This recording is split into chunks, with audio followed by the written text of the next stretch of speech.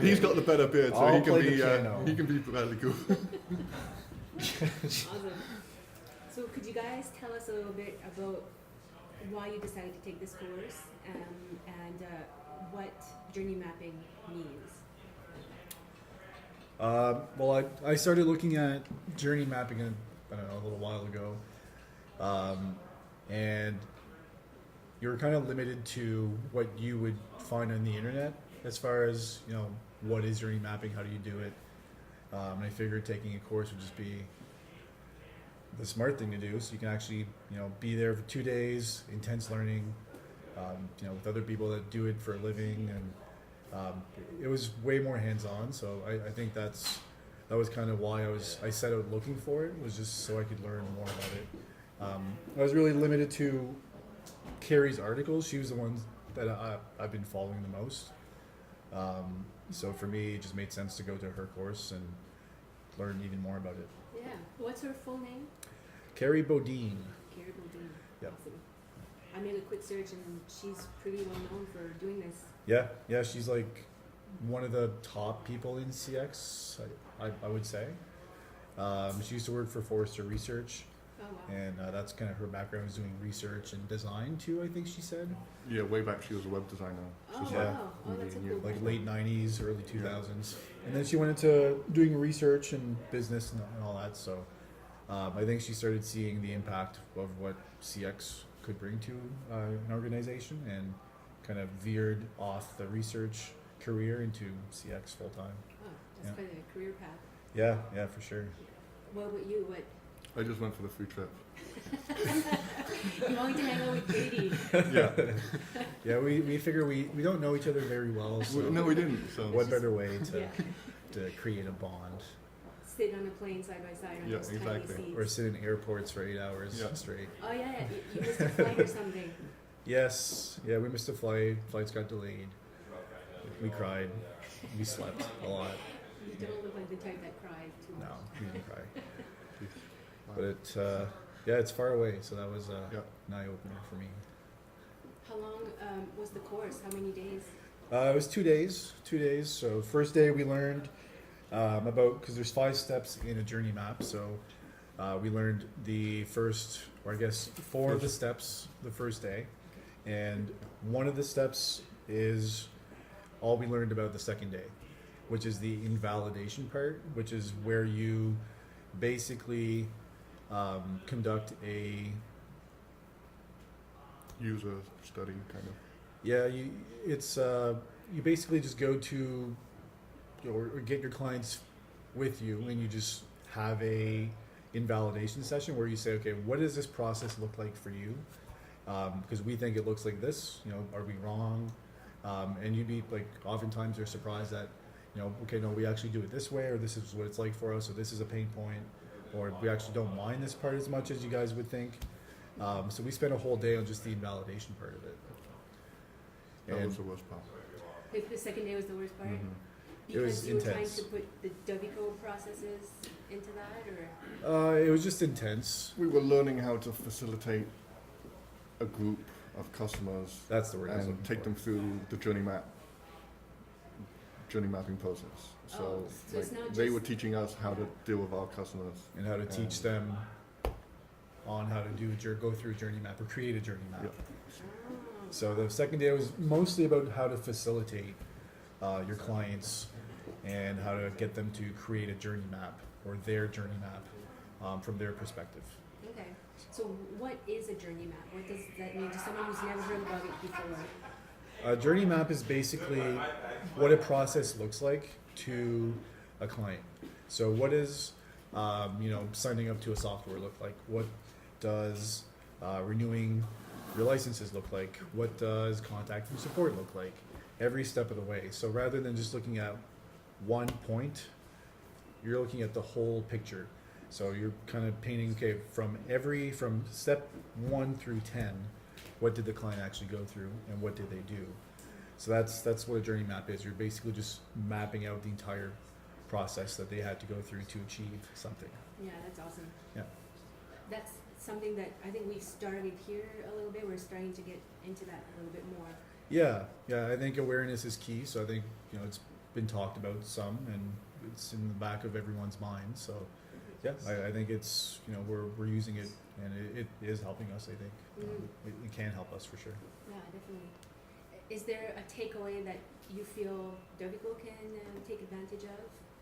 Anything at all? Just that it's important. That's just my opinion. I mean, but there's case studies like in Carrie's book where she did a lot of research on this, her and the co-author, and there's a whole bunch of case studies on here that talks about what certain companies did to improve an experience and what the outcome was, what the return of investment was. So there's really, really strong case studies all over about the advantages and the positive outcome in using CX for customer experience. So that book is something you'd recommend then? Yeah, for sure. Can you hold it up so we can see it? Love it. There was a mutual fund set up too, based around companies that are implementing CX, and they tracked it against like the S&P 500 index, and like that index is kind of like flat, and then the companies that are implementing CX, I think there's a 700% Whoa. increase Mhm. over the It's crazy. time span. Mhm. So Insane. yeah. Is there a type of scoring that a company can use to see where you stand in that percentage, or? Yeah, there's different kinds of indexes. They use a lot of similar to like an NPS score, Net Promoter Score. So are they a detractor? Are they a promoter? So it's a similar index to an NPS score, Okay. but I don't think there's like a universal way to measure customer experience. It's more of just a methodology than it is an index that you can use to really measure anything. But Yeah. Net Promoter Score is something that I'm hearing about more and more. So I think that's something else that we could probably look at for a company. That would be important to get the process going, and what it means, what should you be measuring to get this score, and how your whole process works internally to be able to put those points on that score. yeah, like even Jody's emotric or word rate Yeah. is very similar to that, where it based on a word that someone rates our service with, it can tell us whether they're a promoter, like do they think we're doing a good job, or do they think we're terrible and they'll never do business with us again. But luckily they're all green. We're all good. Yeah, we're always getting greats and excellence and all that. So Yeah. we seem to have a pretty good NPS on using that.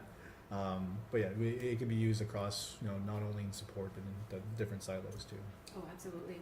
So you can explain a bit about your backgrounds and how you feel you could try to apply some of these things that you've learned to your jobs. I'm sorry if this is a hard question. I don't know my background. Well, you just design. for what I do, like designing website and stuff. Yeah. Like everything I've heard in marketing, on the marketing side of the stuff, is about knowing your users and your customers and the pain points that they have. So, like when I'm designing and when I'm doing any marketing material, like that's what I have in my mind. So, like having an actual map and knowing exactly like the highs and the lows of customer experience, like that would be a huge help. Mm, So I think for me, and then just like many of the people in the company too. absolutely. That's the other thing. It helps everyone be on the same page Yeah. throughout the whole company. Yeah, because if you look at any process, it's not.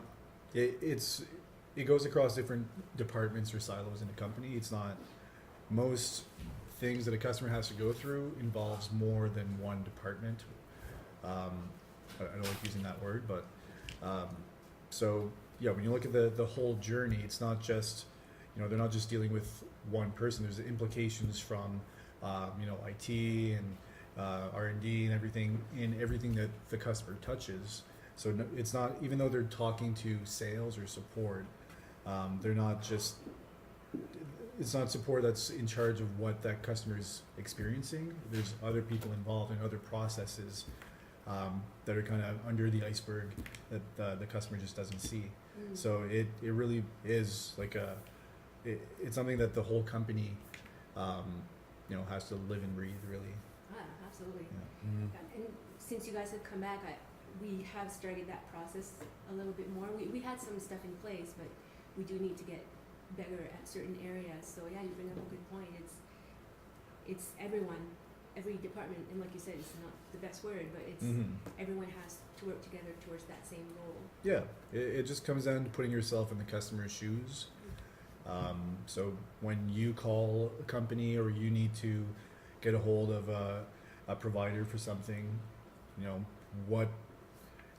if you have a bad experience, that means you're probably never going to want to do business with them, or at least talk poorly about them to other people. So yeah, if you put yourself in their shoes, you can try to feel what they're feeling when they have to contact us or get a hold of us for something, or they run into something. So it's more of just a perspective. You, instead of focusing on what we do, you just look at how the customer had to look at it and what it was like for the customer, and then it gives you a different perspective on it. I think that touches on what your background is, and that's customer support.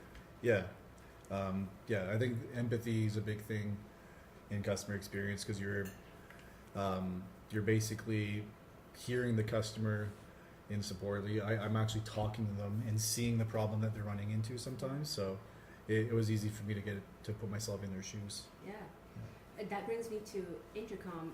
Did they talk about tools and how tools can help us have a better customer UX? Yeah, so a journey map has 5 steps, and one of the steps is designing the new process or implementing something to fix the problem. And sure, live chat can fix a lot of problems for sure.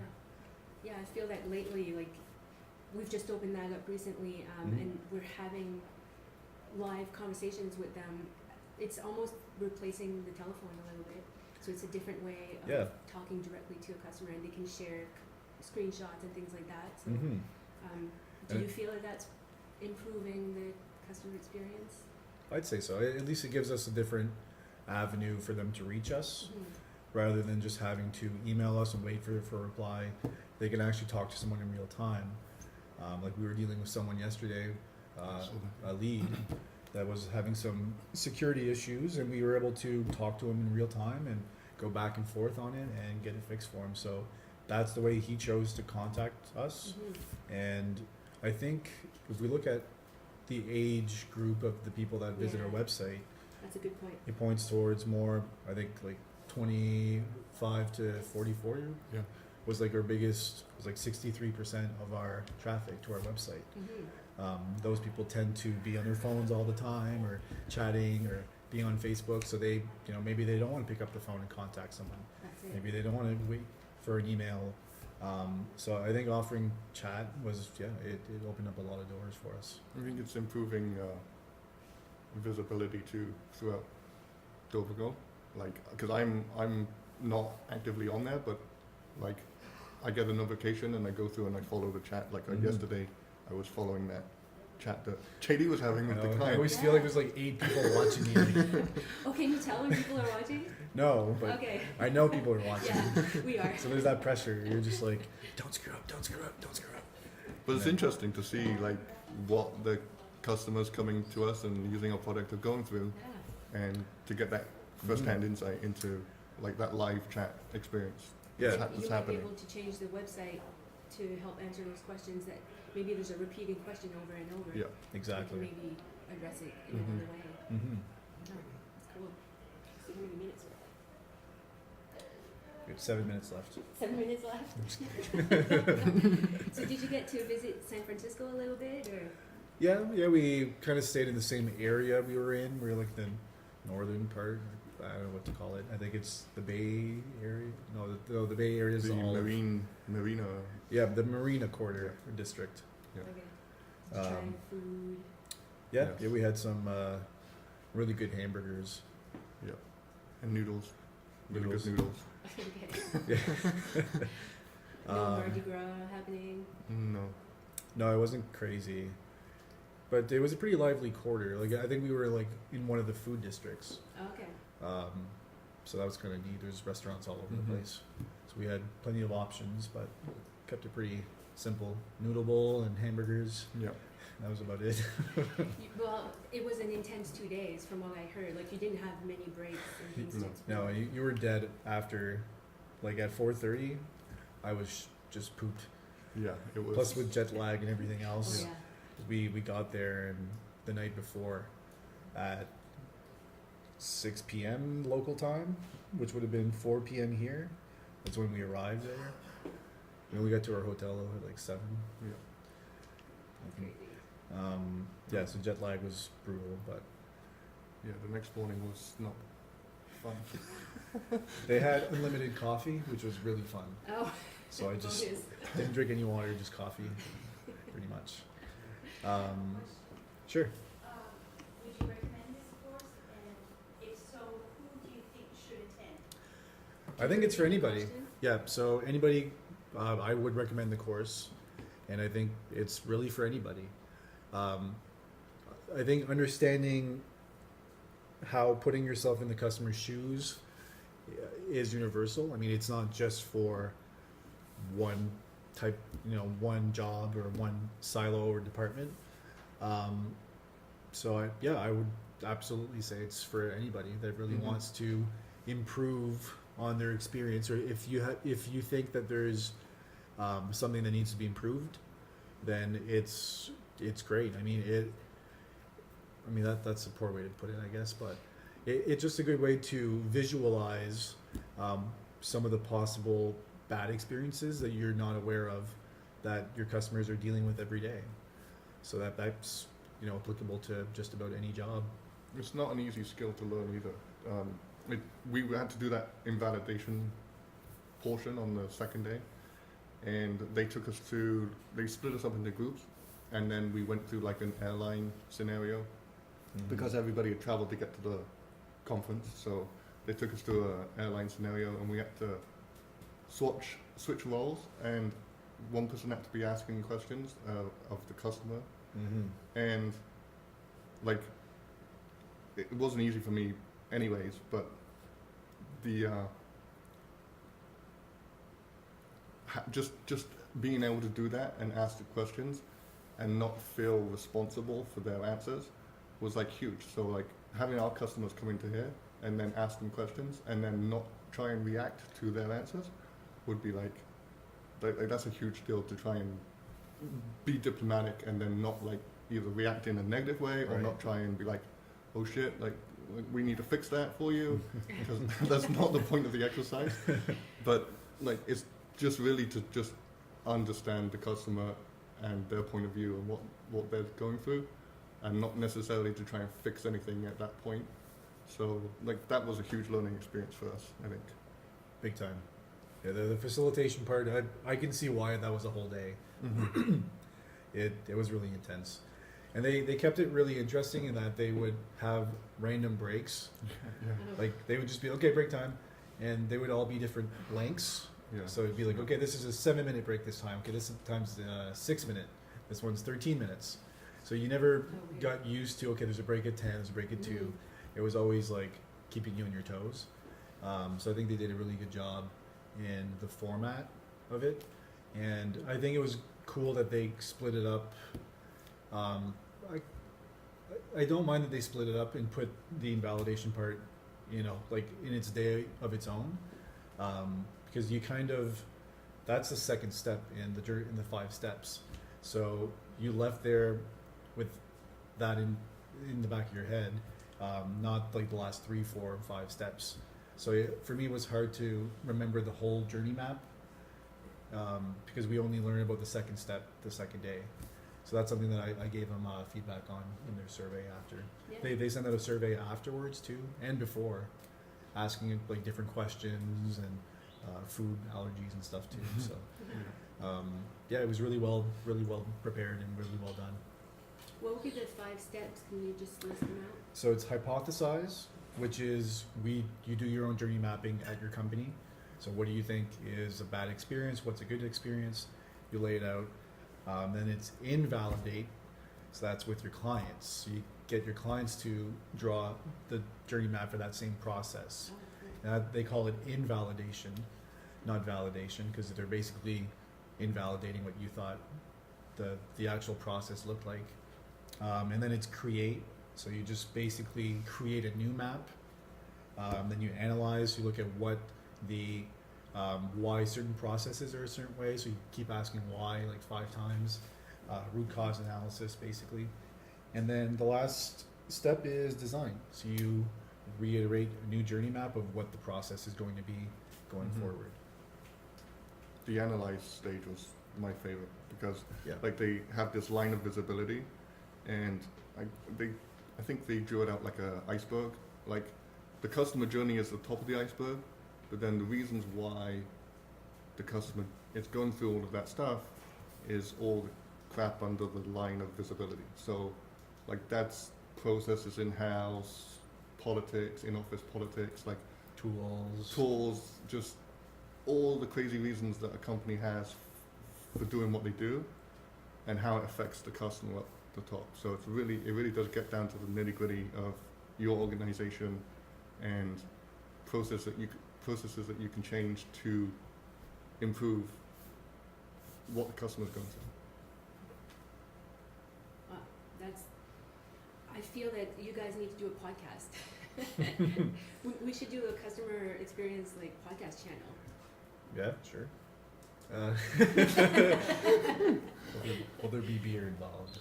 There's a lot of good nuggets there, and I think it's something that would be a lifelong experience or exercise to do maybe every year, just to make sure that you have the same problems you had a couple of years ago. Like things change. Well, that's something that they touched on. So they basically compared it to, I think, teeth cleaning. So they said like every 6 months you kind of revisit certain processes. And you go through them again and see what they look like 6 months down the road. What are the new pain points that the customer is dealing with? Because 6 months. Yeah, this is like, it's full time. And I was shocked at how long some of the people that were there were doing it for. Yeah. Like some of them was working for Verizon, was head of customer experience at Verizon. So that's their title. Yeah. It's customer experience. They were all, we were the only people that weren't customer experience. Interesting. They're like, you do support? we wear a lot of hats here. Yeah, that's why I had to explain that. Yeah. Yeah. So she's like, well, that's kind of a far throw from support, but I just explained to her like, well, like I'm talking to customers every day, so I kind of get to put myself in their shoes. Mm-hmm. So to me, that was the common link between CX and support. And he's the first thing that our customers see. Yeah. He's in charge of all that. It's true. Like the login page, the e-assignment form, the website, marketing emails. Yep. Yep. So I think this applies to every department. It does. Yeah, absolutely. Whether it's sales, R&D, IT, anything. And I think they said customer journey manager is like one of the fastest growing titles on LinkedIn right now. Yeah. Oh, wow. So I've never heard about it. So it's basically you're just doing journey mappings all the time, like full time. Yeah. Someone's in charge of all the processes and That'd be amazing. talking to clients, invalidating nonstop, and revisiting processes. And Yeah. yeah, I can it's see that becoming a role for us here in the future. yeah. I think that'd be fun. Well, I think that's all my questions. Do you guys have anything else you want to share? No. Do you guys have any questions? Or? We're opening up to the floor. Any questions? Is there a part 2 of the course? I think it's just the one. So they just have the one course, but I think they're constantly changing it based on feedback and what they're learning. So I think they're kind of using journey maps for their own course, where they ask for like a survey at the end, and try to get feedback and how they can change some of the stuff that they did in the course. But I think they offer this course, and they also offer, she does like talks, conferences, consulting. We actually have an hour each of free consulting from her that we can use. Oh. So we have 2 hours of like video chat that we can do with her. So I'm I should hoping. have used that for the Fireside Chat. Yeah, we could have had her talk. Right, Carrie, you go ahead. So that means we would get 2 hours. Yeah, free. Well, not we, but you guys. Well, Dovico. Yeah, You know. I mean, I'm sure it's expensive, but it would be cool to get her in-house and absolutely. have her go through the whole process with the whole company. Yeah. She's really, really good, really smart. She just knows a lot because she used to work for Forrester Research, Yeah. who like do business research. So she saw a lot of case studies. There's a lot of case studies in her book on how certain companies turned around certain aspects of their business and reaped rewards. So yeah, she's very, very, very knowledgeable. And they gave a little cool kit for us at the end to do our journey maps. We have like sticky notes. Not just any sticky notes either. They're like, Oh no, They're like full sticky notes. Oh, Like the the full, whole yeah, thing the sticks. whole the surface. good stuff. We got some stickers with some Very emotions on them. You didn't use them.